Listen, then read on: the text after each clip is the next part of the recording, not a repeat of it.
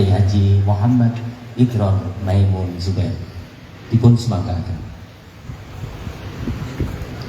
Fatiha ila Rasulillah sallallahu alaihi wasallam wa alihi kiram wa barik الرافدين الصالحين إلى يوم الدين. اللهم إنا جميعا ثواب الفاتحة.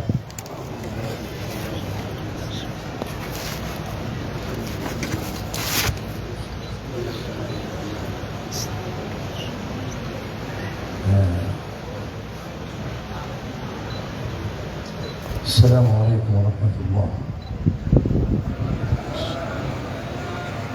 أعوذ بالله من الشيطان الرجيم. بسم الله الرحمن الرحيم. الحمد لله رب العالمين، وصلى الله تبارك وتعالى وسلم وبارك على سيدنا مولانا محمد وعلى آله وصحبه أجمعين والتابعين لهم بإحسان إلى يوم الدين. واجعلنا منهم بفضلك وجودك يا كريم. سبحانك لا علم لنا إلا ما علمتنا إنك أنت العليم الحكيم. وعنده مفاتح الغيب لا يعلمها إلا هو، ويعلم ما في البر والبحر، وما تسقط من ورقة إلا يعلمها، ولا حبة في ظلمات الأرض ولا رطب ولا يابس إلا في كتاب مبين. صدق الله العظيم وبلغ رسوله الكريم، ونحن على ذلك من الشاهدين. ونسألك يا مولانا من فضلك العظيم وفيضك العميم أن تعلمنا علما نصير به كاملين. اللهم علمنا ما ينفعنا وانفعنا بما علمتنا، ولا تكلنا إلى أنفسنا طرفة عين ولا أقل منها فنضل ضلالا بعيدا. اللهم آت أنفسنا تقاها وزكها أنت خير من زكاها، يا من أنت وليها ومولاها. اللهم آمين آمين آمين. صلى الله على سيدنا محمد نبي الأمي وعلى آله وصحبه وسلم. Bismillahirrahmanirrahim. Beliau memulai pidatonya dengan berhamdalah kepada Allah Subhanahu wa taala, memuji salawat, membaca salawat serta salam kepada Rasulullah Shallallahu Alaihi Wasallam, serta mensucikan Allah Subhanahu Wa Taala yang Maha mengetahui, dan Allah Subhanahu Wa Taala mempunyai kunci-kunci sesuatu ilmu yang gaib yang tidak diketahui secara kasat mata. Dan dengan bacaan tersebut semoga kita diberi ilmu yang bermanfaat, mendapatkan ilmu yang bisa menyempurnakan kita menjadi orang-orang yang sempurna, dan kita selamat dari tersesat dan sebagainya. وبعد فبتوفيق الله وعونه ومنه وفضله وإمداده نذكر في مثل هذه المناسبات، مناسبة الزواج، نذكر أن النبي صلى الله عليه وسلم كان يحث الناس على تقوى الله عز وجل،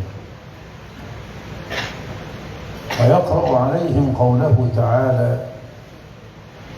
يا أيها الذين آمنوا اتقوا الله وقولوا قولا سديدا يصلح لكم أعمالكم ويغفر لكم ذنوبكم ومن يطع الله ورسوله فقد فاز فوزا عظيما. ويذكر قوله تعالى: يا أيها الذين آمنوا اتقوا الله ولتنظر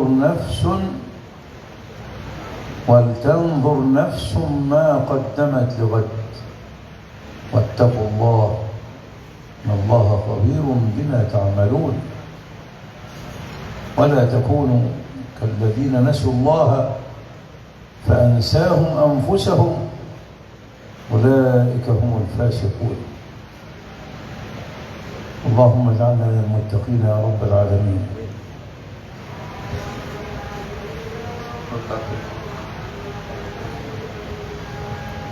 Beliau setelah menyampaikan pembukaannya, beliau karena fadilnya Allah Subhanahu wa taala, mendapatkan anugerah Allah Subhanahu wa taala, beliau mengingat di dalam munasabah seperti ini, munasabah pernikahan, tentang Rasulullah SAW yang mendorong kepada semua manusia untuk bertakwa kepada Allah, lalu membacakan dua ayat dari Allah Subhanahu wa taala.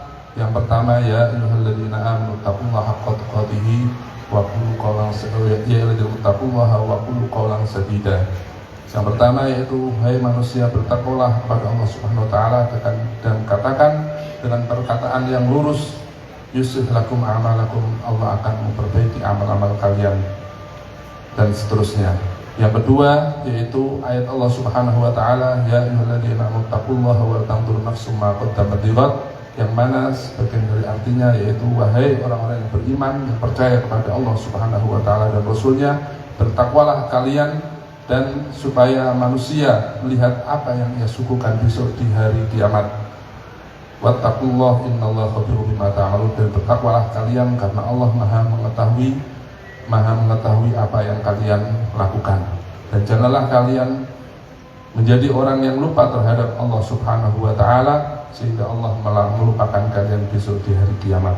Semoga kita tidak menjadi orang yang lupa terhadap Allah Subhanahu wa taala. وإذا سألت عن التقوى فمعناها عند أهل اللغة، لغة القرآن،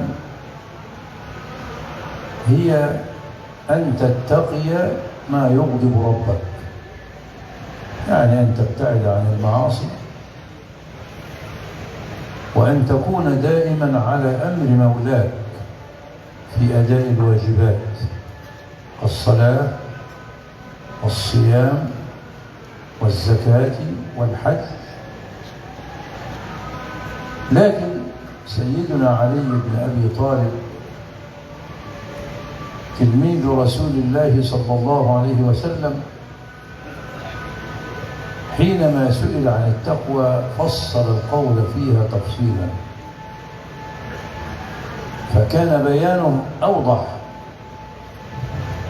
حينما أجاب عن السؤال عن التقوى، فقال التقوى الخوف من الجليل والعمل بالتنزيل والقناعة بالقليل والاستعداد ليوم الرحيل. هذا كلام سيدنا علي. خوف من الجليل أن تخاف مولاك وحده، فإذا خفت من مولاك أمنك من كل ما سواه. كل ما سوى الله عز وجل في قبضته، ألا له الخلق والأمر.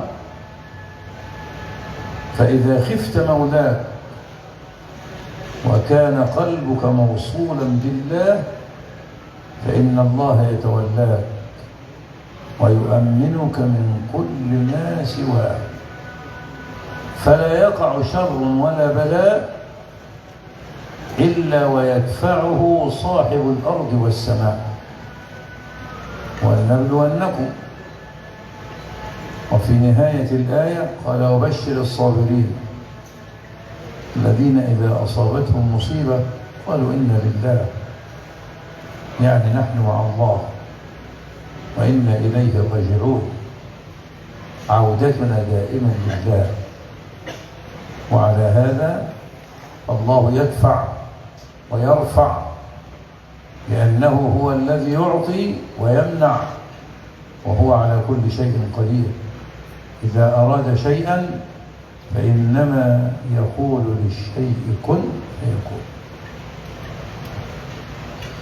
Beliau berkata, apabila kalian bertanya tentang takwa, maka maknanya menurut ahli bahasa, bertakwa yaitu kalian menjauhi apa yang bisa menyebabkan kemarahan Tuhanmu dan engkau berada di taat kepada Allah Subhanahu wa Ta'ala selalu, dari sholat, puasa dan lain-lainnya.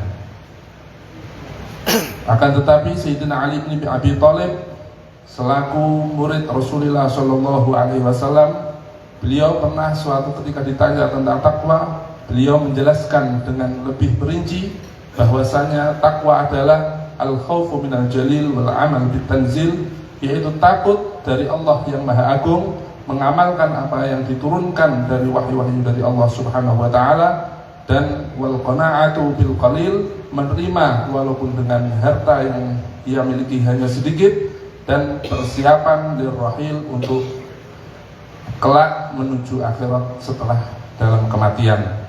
Jadi 4 perkara. Yang pertama adalah khauf minal jalil, takut dari Allah yang Maha Agung. Maknanya adalah takut hanya kepada Allah Subhanahu wa Ta'ala, tidak kepada yang lainnya. Karena yang lainnya semua berada di genggaman Allah Subhanahu wa Ta'ala, ala lahul khalq wal amr, bahwa semuanya itu adalah berada di ciptaan Allah Subhanahu wa Ta'ala dan di dalam perintah Allah Subhanahu wa Ta'ala. Maka siapa yang bertakwa kepada Allah, maka Allah yang akan mengurusinya, yang mengurusi kalian yang sudah takwa kepada Allah. Wallahu maulak, dan Allah akan menjaga kalian dari apa yang bisa membahayakan dan bisa menyengsarakan kalian. Dalam suatu ayat yang disebutkan wabasyiris sabirin, di situ menyebutkan alladzina qalu inna lillahi wa inna ilaihi raji'un, yang mana artinya yaitu semua, yaitu orang yang bertakwa yang semuanya dipasrahkan, dikembalikan kepada Allah Subhanahu wa Ta'ala. Apa imbasnya setelah bertakwa? Allah akan mengangkatnya dan menjaga dari apa segala dari mara bahaya. إذن التقوى ركنها الأول الخوف من الجليل. الركن الثاني العمل والتنزيل، أن تعمل بكلام ربك وأن تأخذ المعنى والمفهوم من كلام حبيب الله ومصطفاه صلى الله عليه وسلم، لأن الله يقول وعاشروهن بالمعروف. فانظر إلى النبي صلى الله عليه وسلم وهو يعاشر زوجاته، كان لا يدخل عليهن إلا ضاحكا باسما. هذا رسول الله، وهذا واجب كل الأزواج إذا دخل على بيته، حتى ولو كان يحمل هما في خارج البيت، إذا دخل البيت نسي كل شيء، إنه يتعامل مع أهله، مع زوجه وولده. فالواجب عليه أن يكون كرسول الله صلى الله عليه وسلم. السيدة عائشة رضي الله عنها كانت تقول ما دخل علينا رسول الله صلى الله عليه وسلم إلا ضاحكا باسما. هكذا كان صلوات الله عليه، لأن المعاشرة بالمعروف تقتضي ذلك. وعلى المرأة أن تكون طيعة لزوجها في غير ما حرم الله، ولذلك قال صلى الله عليه وسلم إذا صلت المرأة خمسها، يعني صلت الصلوات الخمس، وصامت شهرها، صامت رمضان، وأطاعت زوجها، دخلت من أي أبواب الجنة شاءت. فمن التي لا تريد الجنة؟ إذن على الزوجات أن يكن على هذا الفهم الدقيق،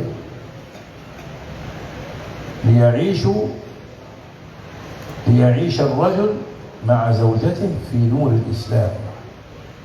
والحياة في النور فيها خير يعود عليه في دنياه والخير يعود عليه يوم لقاء مولاه.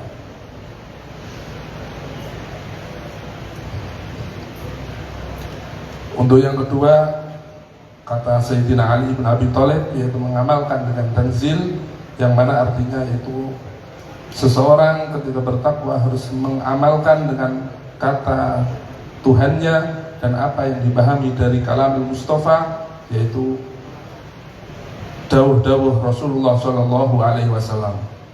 Di sini dalam pernikahan Allah Subhanahu Wa Taala mengatakan wa ashiruhunna bil ma'ruf. Kalian bermuasyarahlah dengan perempuan dengan baik.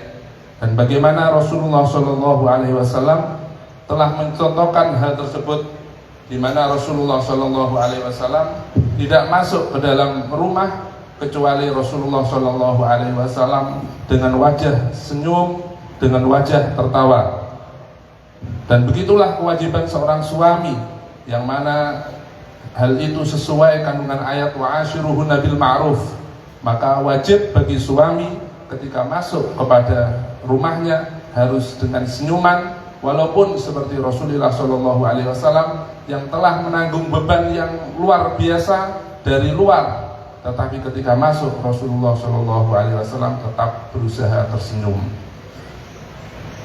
Di sini hal ini ketika Rasulullah Shallallahu Alaihi Wasallam ketika masuk ke dalam rumah Dhahikan Basimah, itu diriwayatkan oleh Sayyidah Aisyah radhiyallahu taala anha. Untuk seorang istri, kewajibannya hanya taat kepada suami. Dalam hadis Rasulullah Shallallahu Alaihi Wasallam mengatakan bahwa apabila seorang perempuan sudah sholat 5 fardu, sudah puasa di bulan Ramadan, lalu bertaat kepada suaminya, maka ia akan masuk ke dalam surga dari pintu-pintunya.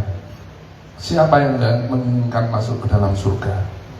Maka dari itu, dalam berpasangan marilah kita berpegangan dan memahami ajaran-ajaran Islam, supaya kita dalam terang benderang dalam cahaya Islam, yang mana apabila seseorang dalam cahaya Islam, maka dia akan mendapatkan kebahagiaan dan kebaikan semua di dalam dunia ataupun kelak ketika berada di akhirat, di dalam surga. في قول سيدنا علي بن أبي طالب في الركن الثالث والقناعة بالقليل، يعني خفت من مولاك فأصبحت في أمان، وعملت بالتنزيل فأصبحت في نور القرآن ومن وراء سيد الأنام. عليك بعد ذلك أن ترضى بما قسمه الله لك، وارض بما قسم الله لك تكن أغنى الناس. ليس الغنى عن كثرة العرض، العرض يعني ما يأتي، وهذا كلام النبي صلى الله عليه وسلم. ليس الغنى عن كثرة العرض، كثرة الأشياء، وإنما الغنى غنى النفس. فمن كان غنيا بمولاه لم يحتج إلى أحد سواه ولا إلى أي شيء بعد ذكر الله. ولذلك كان من دعاء الصالحين اللهم أغننا بالافتقار إليك ولا تفقرنا بالاستغناء عنك. اللهم أغننا بالافتقار إليك ولا تفقرنا بالاستغناء عنك. كان صلى الله عليه وسلم ربما مر عليه اليوم واليومان والثلاثة لا يأكل شيئا ولا يذوق طعاما. لماذا؟ لأنه أراد أن يعلمنا نحن أن نكون قانعين بالقليل، حتى إنه كان يدخل على الواحدة من أمهات المؤمنين: يا عائشة هل عندك من شيء؟ لا والله يا رسول الله ما عندي سوى الماء. يا حفصة تقول كذلك، يا أم سلمة تقول كذلك، حتى حتى يدور عليهن فلا يجد شيئا في بيته. فماذا يقول رسول الله صلى الله عليه وسلم؟ يقول اللهم إني إليك صائم لم أجد طعاما فماذا أفعل؟ أصوم. هذه دروس يعلمنا إياها رسول الله صلى الله عليه وسلم حتى نعيش الحياة مع الله تبارك وتعالى. ومن استغنى بمولاه تولاه وأغناه. في الركن الرابع قال سيدنا علي والاستعداد ليوم الرحيل بالعمل الصالح والقول الفارح والحال الطيب. فإذا عشت على حال طيب في قولك وفعلك وعلاقاتك بالناس من حولك إذن فأنت تستعد للرحيل من هذه الحياة. فمن أحسن في دنياه أحسن الله إليه في أخرى. وإذا تم ذلك سعد المرء في دنياه وأكرم عند لقاء مولاه. اللهم اجعلنا كذلك يا رب العالمين.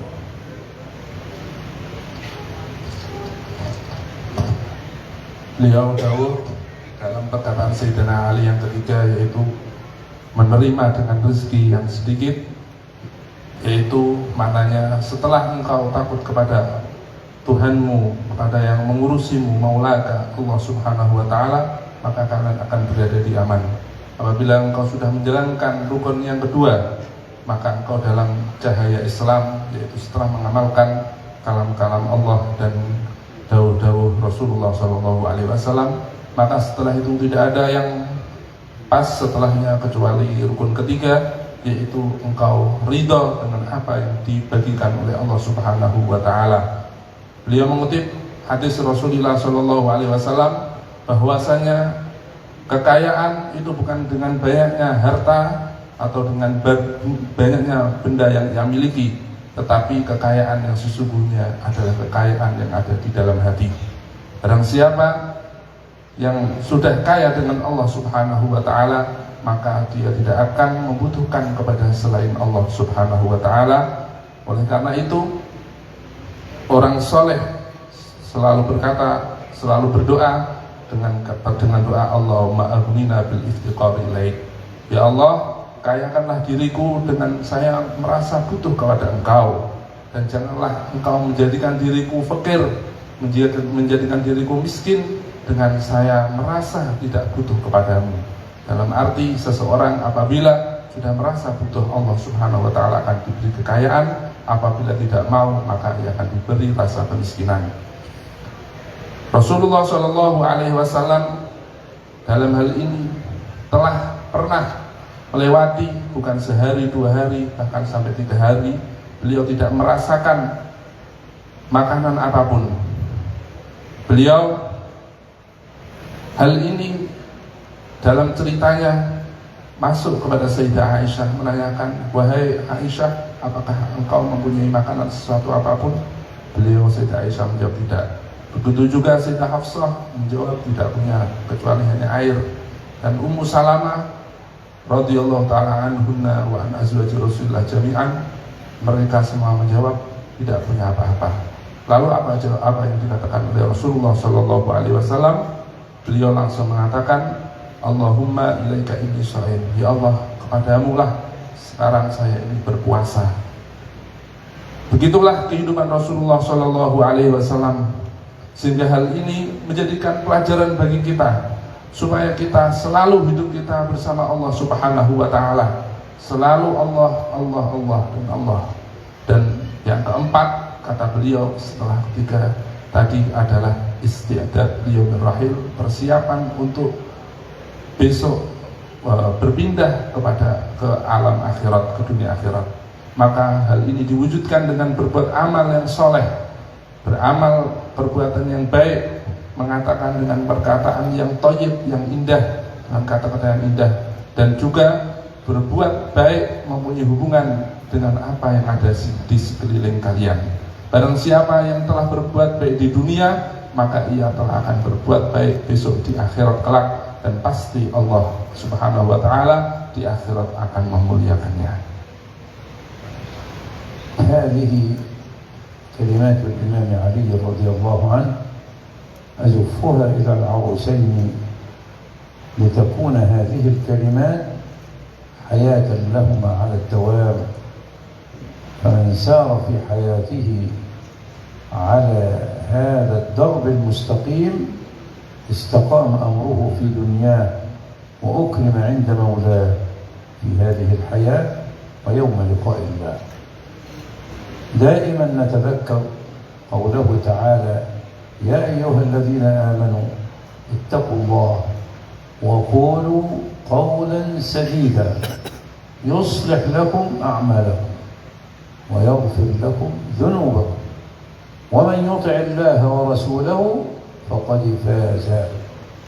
فقد فاز فوزا عظيما، يعني في الدنيا وفي الآخرة.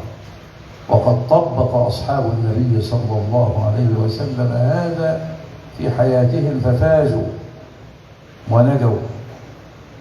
وكان صلى الله عليه وسلم يقول: أصحابي كالنجوم بأيهم اقتديتم اهتديتم.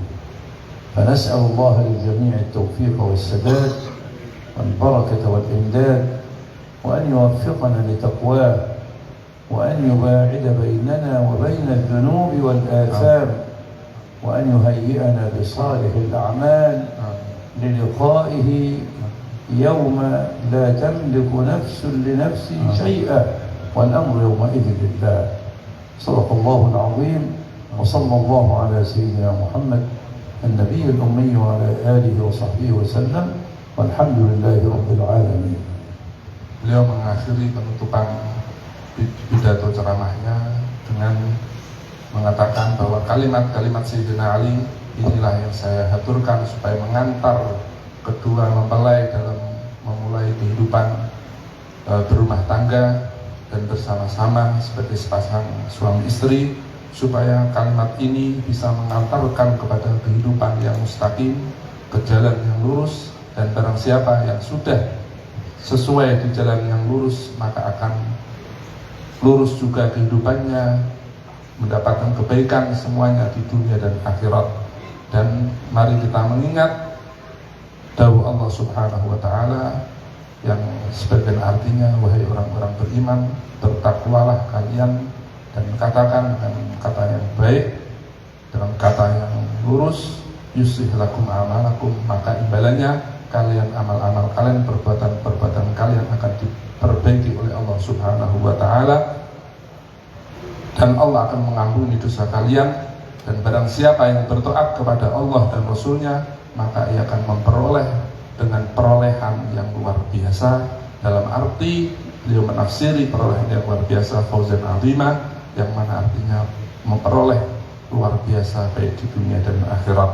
Begitupun juga para sahabat yang dikatakan oleh Rasulullah SAW, ashabi penujum, sahabat-sahabatku itu laksana bintang-bintang yang ada di atas. Di ihtadaitum, di mana kalian mengikuti salah satu mereka, maka kalian akan mendapatkan petunjuk dari Allah Subhanahu wa ta'ala.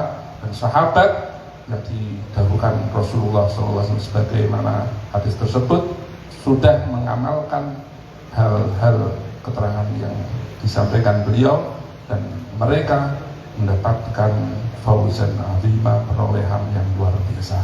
Ini yang beliau sampaikan, dan saya sebagai mutarjim, penerjemah, tentu banyak kesalahannya, saya juga mohon maaf. Beliau mengakhiri dengan doanya, dan dari saya apabila saya mohon maaf. Assalamualaikum warahmatullahi wabarakatuh. Waalaikumsalam warahmatullahi wabarakatuh. Dumateng panjenengan ibu kali dipun aturaken matur suwun sewu.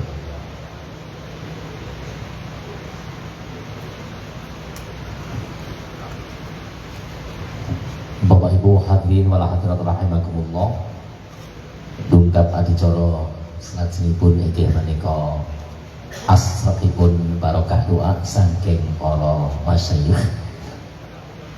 Ananging saderengipun katuran doa kasuwun keluarga Bani Zubaidi akan foto bersama ing antawisipun keluarga Ki Haji Muhammad Ahmad Ainul Yakin, keluarga Ibu Nyai Hajah Qaidah Afif, keluarga Ibu Nyai Hajah Aifah Salman, keluarga Ibu Nyai Hajah Aizah Burhanuddin, keluarga Ibu Nyai Hajah Ainiyah Nur Syamsi, keluarga Ibu Nyai Hajah Amiqah Mahfud, keluarga Ibu Nyai Hajah Afidah Imam Muharrar, soho Bani Zayati ing awan nasibun Ki Haji Mas Imam, keluarga Ki Haji Ahmad Hatim, keluarga Ibu Nyai Hajah Nur Hafizah Lubat, keluarga Haji Hajah Hakimah Lutfi, keluarga Ibu Nyai Hajah Hazimah Anas, keluarga Ibu Nyai Hajah Nur Halimah, adalah keluarga Ki Haji Mas Kamil Zayati.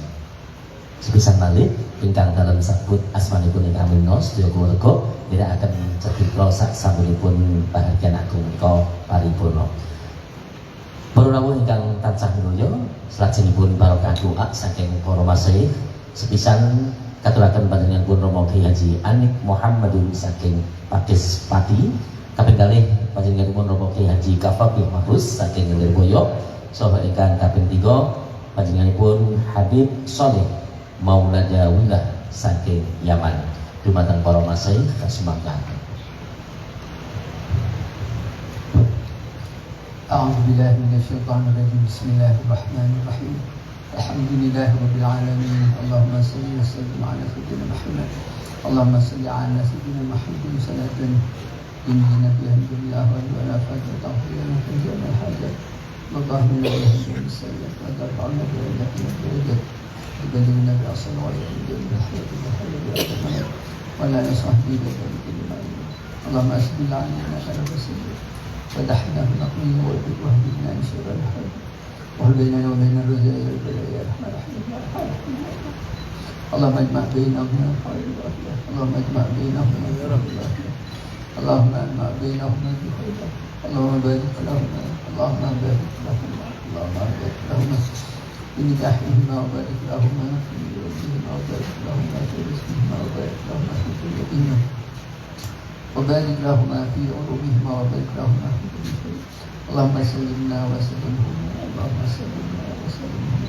اللهم سلمنا وسلمهما من آفة الدنيا وعذاب الآخرة بما فتحنا نقل وصمد أحد القرآن العظيم وبشفاعة سيدنا مولانا محمد صلى الله عليه وسلم بجاه القدر ربنا سيدنا خاتم القدر وجل قدس الله سره ورضاه ربنا هب لنا من أزواجنا وذريتنا قرة أعين واجعلنا للمتقين ربنا تقبل منا إنك أنت السميع العليم وتب علينا إنك أنت التواب الرحيم سبحان ربك رب العزة عما يصفون وسلام على المرسلين الحمد لله رب العالمين.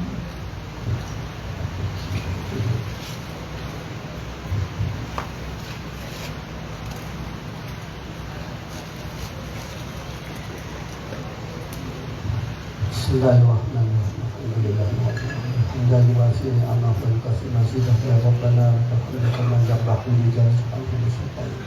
Allahumma shalli wa sallim wa barik ala sayyidina wa maulana salatan tunjina biha min jami'il ahwal wal afat wa taqdirana biha jami'al hajat wa tubahlina biha min jami'is sayyi'at wa tawfana biha indaka ala darajat wa tuballighna bi sawabat min jami'il khairat fil hayati wa ba'da mamat.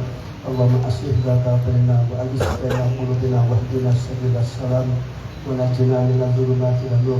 Allahumma anfa'na bima 'allamtana wa 'allimna ma yanfa'una wa zidna ilma walhamdulillah ala kulli hal wa na'udzubika min hadha. Allahumma barik lahumma fi nikahihim wa fi qulubihim wa fi dhurriyyatihim. Allahumma ijma' bainahuma fi khair. Allahumma ijma' bainahuma mawaddah wa rahmah. Allahumma arzuqna wa iyyahum ya Allah dzurriyyatan thayyibah wa uluman nafi'ah wa qurban khasah wal khairat kullah fi din wa dunya wa salamah kullah fi din wa ulfatan da'imah la baraka wa la khusma wa la furqata. Allahumma inna nas'aluka min khairi ma sa'alaka minhu nabiyyuka Muhammadun sallallahu alaihi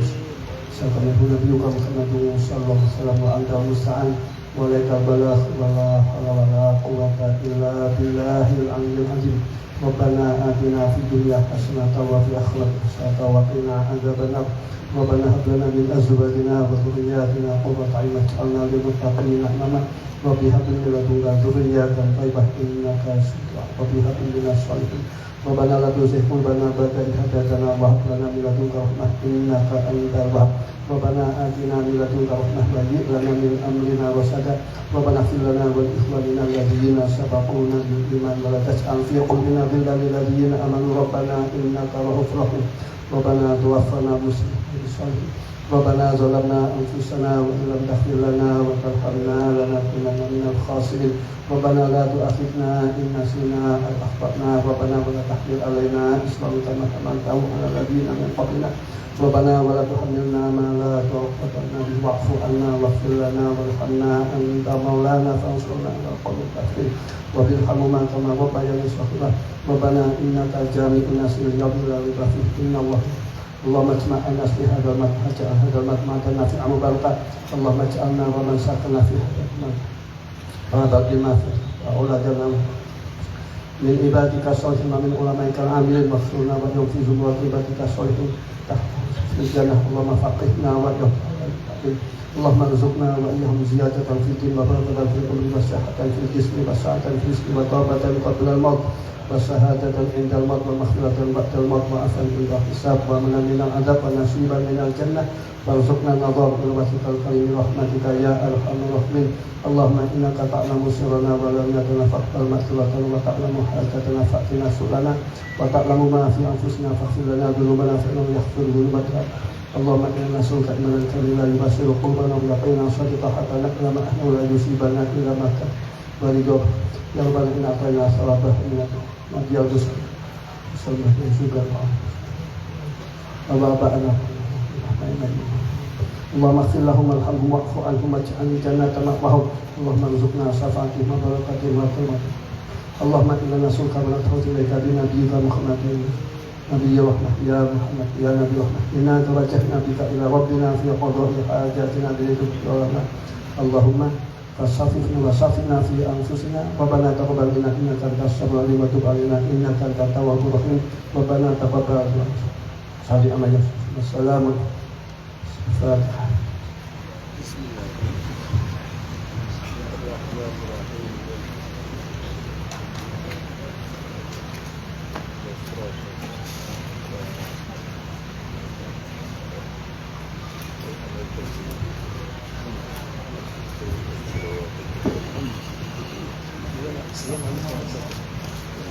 اللهم يا عظيم السلطان والإحسان يا دائم النعم يا كثير الجود يا واسع العطاء يا خفي يا واسع العطاء يا خفي الجود اللهم إنا نسألك من خير ما سألك من عبدك نبيك محمد صلى الله عليه وسلم ونعوذ بك من شر ما استعاذك من عبدك نبيك محمد صلى الله عليه وسلم اللهم نسألك زيادة في الدين وبركة في العمر وصحة في الجسد وسعة في الرزق وتوبة قبل الموت شهادة عند الموت ومغفرة بعد الموت وعفوا عند الحساب وأمانا من العذاب ونصيبا من الجنة وارزقنا النظر إلى وجهك الكريم اللهم يا رب العالمين اللهم خرج من قلوبنا كل قدر من الدنيا وكل محل الخلق وكل محل من الخلق يميل بنا إلى معصيتك أو يشغلنا عن طاعتك أو يحول بيننا وبين التحقق بمعرفتك الخاصة ومحبتك الخاصة اللهم بارك في هذا الزواج واجعله زواجا ميمونا وخرج منهم كثير الطيب اللهم يا رب العالمين اجعل هذا الزواج ممن يباهي به نبينا محمد صلى الله عليه وسلم اللهم عافنا واعف عنا وتب علينا توبة نصوحة ذكرنا بها قلبا جسما روحا اللهم خلينا بالتقوى واجعلنا من أهل التقوى واحشرنا مع المتقين وعافنا واعف عنا اجعلنا قرة عين نبينا محمد صلى الله عليه وسلم احشرنا بزمرة سيدنا محمد صلى الله عليه وسلم اجعلنا محبوبين من سيدنا محمد صلى الله عليه وسلم وعلى كل صالح صلى الله عليه وعلى آله وصحبه وسلم. بسم الله الرحمن Taqabbalallahu minna wa minkum wa taqabbal ya karim dumateng para masyayikh ingkang sampun paring barokah doa dipun aturaken matur sembah sewu. Hadirin wal hadirat rahimakumullah, alhamdulillah dengan Disampaikannya barokah doa menandai berakhir sudah seluruh mata rantai acara ngunduh mantu, sangat membawa manfaat dan barokah untuk kita semua, khususnya kepada kedua mempelai. Amin ya rabbal alamin. Saya sebagai pembawa acara dari awal hingga akhir, apabila dikata kami kurang berkenan di hati para hadirin wa hadirat, kami mohon maaf yang sebesar-besarnya. Hadanallahu wa iyyakum ajma'in. Wa'alafu minkum. Wassalamualaikum warahmatullahi